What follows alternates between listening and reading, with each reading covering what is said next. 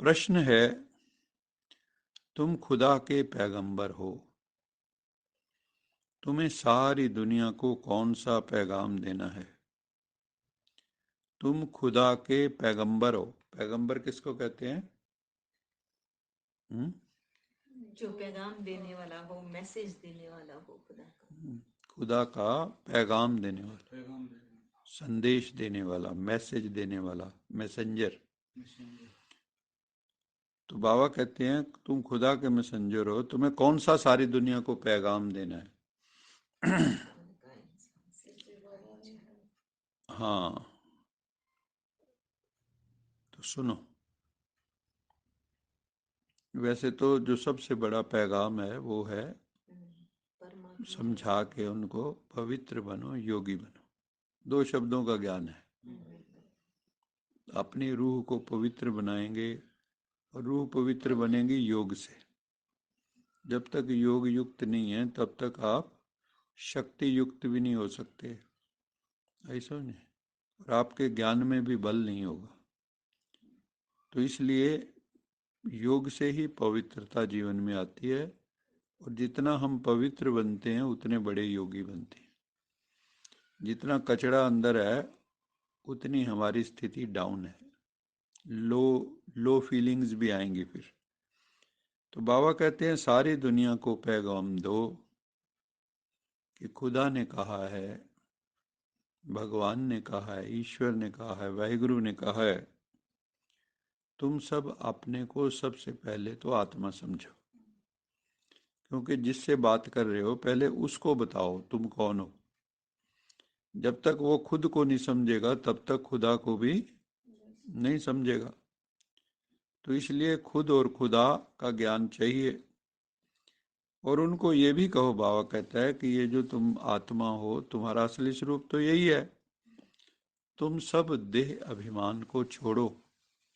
ये जो body consciousness में हो, मैं स्त्री हूँ, मैं पुरुष हूँ, मेरा फलाना नाम, मेरी फलानी डिग्री, मेरी फलानी नौकरी, पैदा हुए थे सारे साथ लगे हुए थे क्या? नेमलेस नहीं थे उस वक्त आप? बाद में नामकरण किया। कोई जैसे सिख लोग गुरु ग्रंथ साहब से करते हैं पहले अक्षर से, जैसे मेरा आ अक्षर निकला शब्द में, उन्होंने अवतार रख दिया, है ना। और कई लोग जो है ज्योतिष के हिसाब से रखते हैं कि नाम का पहला अक्षर क्या होना चाहिए, उसमें 4-5 अक्षर होते हैं, उनमें से छांट लेते हैं जिसको जो रखना है। तो बाबा कहते हैं कि तुम ये जो देह और देह से जुड़े जितने भी तमगे लगा रखे हैं ना, मेडल्स लगा रखे हैं, उपाधियां लगा रखी हैं, इन सारी उपाधियों को छोड़ो। जैसे कोई किसी से पूछे भी आप कौन हो, तो हम कई तरह की अपनी बताएंगे, जी मैंने ये, मैं वो, मैं फलाना, मैं साइंटिस्ट, मैं फलानी जगह वो, फलानी जगह हमारी कोठी है। लेकिन ये हमारा ड्रेस थोड़ी है। मैं तो आत्मा हूँ, मेरा घर तो और कहीं है। ये दुनिया मेरा घर है ही नहीं। ये तो शरीर के रहने की व्यवस्थाएं हैं सारी, इसके खाने पीने सोने की ढकने की सारी व्यवस्था की है, रोटी कपड़ा और मकान। एक एक मुझ बाप को याद करो तो तुम्हारे सिर से पापों का बोझा उतर जाएगा। ये दुनिया में कोई नहीं बोल सकता। एक भी इंसान, एक भी गुरु गुसाई ये नहीं कह सकता तुम मुझे याद करो तो तुम्हारे सिर के ऊपर जो पापों का बोझ है वो उतर जाएगा। वो भगवान के अलावा कोई भी कहे नहीं सकता, क्योंकि भगवान की याद से ही कल्याण है। किसी जीवात्मा की याद से कल्याण नहीं है, परमात्मा की याद से कल्याण। जब तुम एक परम पिता परमात्मा को याद करोगे तो तुम पावन बन जाओगे। पवित्र बनने का मार्ग क्या है? योग। एक पिता की याद। बाबा कहता है योग भी मत कहो, कई बार मुश्किल लगता है, ये पता नहीं योग वो योगासन कई समझ लेते हैं। योग की बजाय बाबा ने सिंपल शब्द दिया है, याद।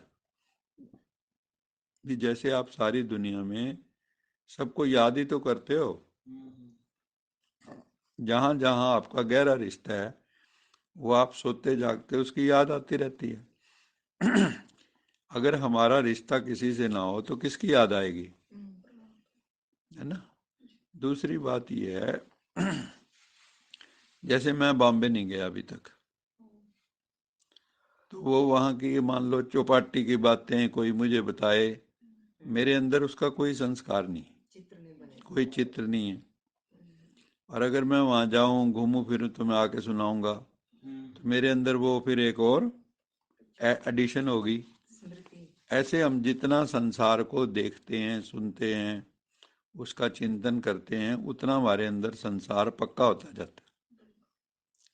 और फिर हम जब उससे मुक्त होना चाहते हैं, क्योंकि जब जाना है तो शरीर छोड़ के जाना है, तो फिर हमारी याद वो उन्हीं उन चीज़ों की आती है। अच्छी यादें भी कई बार आती हैं और बुरी यादें भी आती हैं लोगों को। तो बाबा कहते हैं तुम बच्चों का काम तो अब है एक बाप की याद, यही हमारा 24 आवर का नारा होना चाहिए, यही धुन स्वार होनी चाहिए मन मस्तिष्क में, कि बस अब पावन बनना है, बस अब पावन बनना है, बस अब पावन बनना है ना। अवर काज तेरे किते ना काम, मिल साध संगत भज केवल नाम। और काम तेरे किसी काम नहीं आने, और काम करता करता तू खत्म हो जाएगा, काम खत्म नहीं होने, है ना। दुनिया वाले तो रगड़ते रहेंगे अंतिम श्वास तक। तो इसलिए बीच बीच में अपना थोड़ा टाइम निकाल के उसको याद करो जो सबसे इम्पोर्टेंट काम जीवन का है, वो है सेल्फ प्योरिफिकेशन, सेल्फ सैंक्टिफिकेशन, है ना, मेंटल डिटॉक्सिफिकेशन। अंतर्मुखी बच्चे ही ऐसा पैगाम सभी को दे सकते हैं। फिर बाबा ने और बढ़िया बात कही कि मेरा पैगाम वो दे सकते हैं जो अपने भीतर ही भीतर खोए रहते हैं, जो आत्म अभिमानी है, परमात्मा अभिमानी है, जो उसकी याद में खोए हुए हैं, अंदर ही अंदर मस्त रहते हैं, जो अंदर ही अंदर मौज ले रहे हैं, अंदर ही अंदर जिनके अनहद नाद चल रहा है, वही जो है आनंद में रहते हैं, वही बच्चे मेरा पैगाम दे सकते हैं। और वो तीर न लगे ये हो नहीं सकता, वो तीर निशाने पे लगेगा। तो इसलिए अंतर्मुखता का हमें खूब अभ्यास करना है। उसका कैसे करेंगे, अंतर्मुखी कैसे बने? अंतर्मुखी कैसे बनेंगे? एक तो मौन, मौन में जब जाएंगे, फिर परमात्मा चिंतन करेंगे, आत्म चिंतन करेंगे, तो क्योंकि बिना अंतर्मुखी हुए वो आप कर नहीं सकते।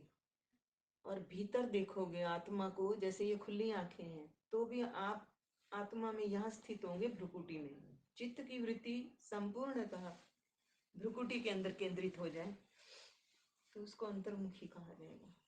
दो शब्द हैं, बाह्यमुखी और अंतर्मुखी। बाह्यमुखी जब हम होते हैं तो सारा संसार का चिंतन चलता है, देह का चिंतन, देह के पदार्थों का चिंतन, देह के रिश्तेदार संबंधी मित्र दोस्तों का चिंतन। और जब अंतर्मुखी हो जाते हैं तो ये सारे चिंतन खत्म हो जाते हैं, क्योंकि हम आत्मस्थ हो जाते हैं, आत्मा में स्थित हो जाते हैं। तो आत्मा में जब स्थित हो जाते हैं तो परमात्मा से हमारा बुद्धि योग लगना शुरू हो जाता है। बाबा ने तो फर्स्ट कंडीशन यही डाली है कि बच्चे देखो वैसे कोई कठिन काम नहीं है, तुम हो ही आत्मा, लेकिन तुम अपने को फिर स्त्री पुरुष समझते हो, वो तो देह है ना, इंद्रियां हैं, उनको थोड़ा, वो तुम थोड़ी हो। लेकिन हमने मिस मिस आइडेंटिफिकेशन कहो या आइडेंटिटी क्राइसिस कहो, हम उसमें जी रहे हैं सब। तो उससे हमें बाहर निकलना होगा। तो बाबा कहते हैं कि बच्चे याद रखो मैं आत्मा हूँ, और ये मेरा फरमान है ना, आदेश है कि मुझे याद करो तो तुम्हारे विकर्म विनाश हो जाएंगे। और मेरे से ही सच्ची प्रीत रखो, भगवान कहते हैं, क्योंकि दुनिया में, जगत में झूठी देखी प्रीत, जगत में झूठी देखी प्रीत, जितने भी रिश्ते हैं सब स्वार्थ के हैं। अपने ही सुख से सब लाग्यो, क्या क्या दारा दारा क्या क्या मीत, मीत जगत में झूठी। सब अपने अपने स्वार्थ से लगे हुए हैं। सुखों के लिए लगे चाहे वो मतलब दारा मैंने पत्नी पत्नी या दोस्त मित्र कोई हो, सब अपने अपने स्वार्थ से जुड़े हुए, सबको अपना हित प्यारा है। हित से वो सब लागे। एक बाप से सच्ची प्रीत रखो, देह और देह के संबंधियों से में मत तो निकाल दो। ये बाबा का बहुत बड़ा वो है कि आप रहो सबके बीच में, लेकिन आपकी रूह फंसी किसी में ना हो। ये साधारण खेल नहीं है कि आप सबके बीच में हो और फिर भी न्यारे हो। वो कहते हैं ना भी वो वही हो सकता है जो कीली के पास आ गया। चक्की में कील होती है ना जो बीच की, जिस पे चक्की घूमती है। बाकी तो दो पाटन के बीच में साबुत बचा न कोई, लेकिन जो दाने कील के पास आ जाते हैं वो बच जाते हैं। तो जो कील कौन है? वो परमात्मा है। उसके पास अगर आप चले गए तो ये जो दुनियावी दुख हैं, पीड़ाएं हैं, द्वंद्व हैं, उनसे आप ऊपर उठ जाओगे। तो इसलिए बाबा कहते हैं कि जितने भी देह के संबंधी सबसे, देखो सबसे कठिन काम है अपनी देह से मोह खत्म करना।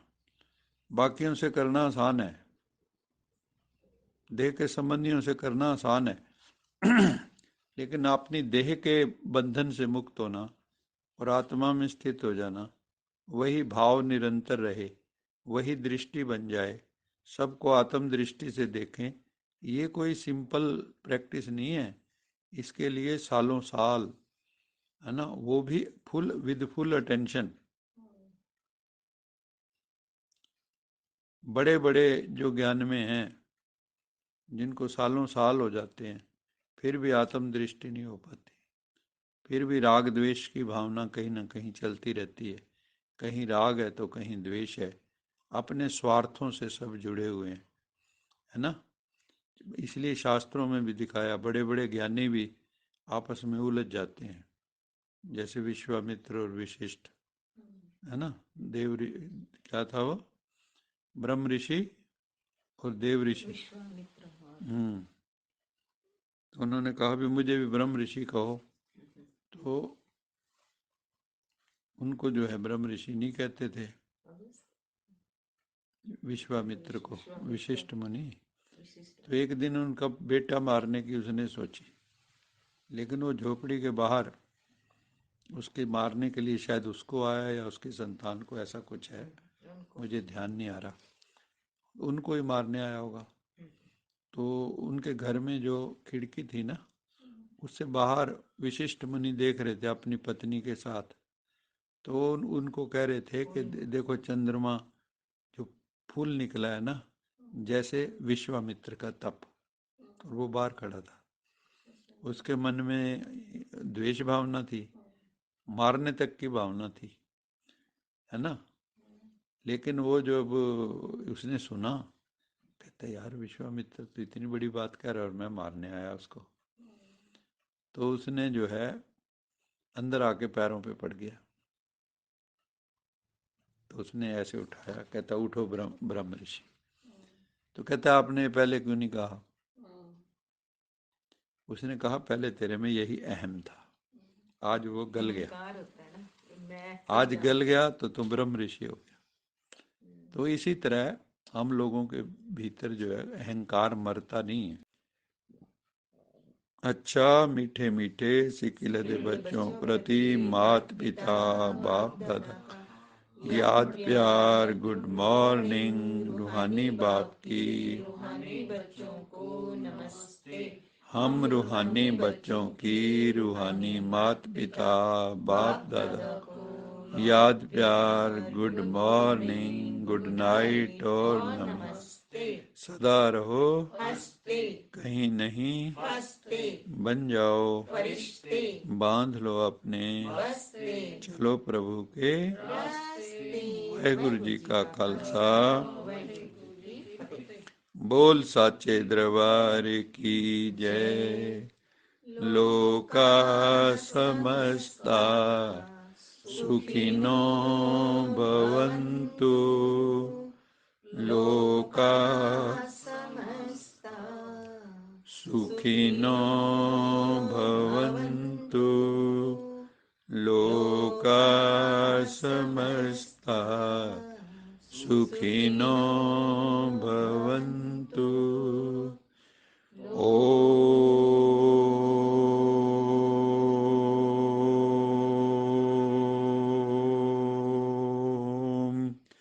शांति शांति शांति।